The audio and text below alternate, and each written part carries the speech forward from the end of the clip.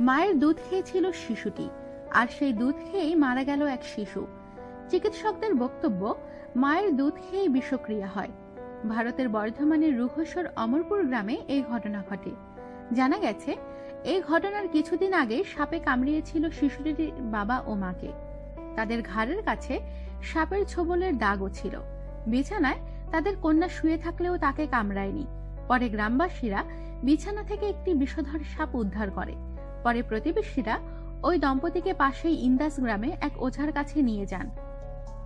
প্রায় ঘন্টা 3 ধরে চলে ওঝার ঝাড়ফুঁক। ভোরে বাড়ি ফিরে আসার কিছুক্ষণ পরেই 3 জন নিস্তেজ হয়ে পড়েন। তখন স্থানীয় স্বাস্থ্য কেন্দ্রে নিয়ে গেলে তাদের মৃত বলে ঘোষণা করা হয়। সাপের কামড় না খেলেও শিশুটির মৃত্যু কেন হলো তা নিয়ে প্রশ্ন উঠেছে গ্রামবাসীদের মধ্যে। প্রাথমিকভাবে চিকিৎসকদের অনুমান, মায়ের দুধ খাওয়াতেই শিশুটির শরীরে বিষক্রিয়া হয়, আর তাতেই মৃত্যু হয়েছে তার। ওঝার কাছে না গিয়ে স্বাস্থ্য কেন্দ্রে নেওয়া হলে তাদের হয়তো বাঁচানো যেত বলে জানিয়েছেন চিকিৎসকরা। আমাদের সাথেই থাকুন আর সাবস্ক্রাইব করুন।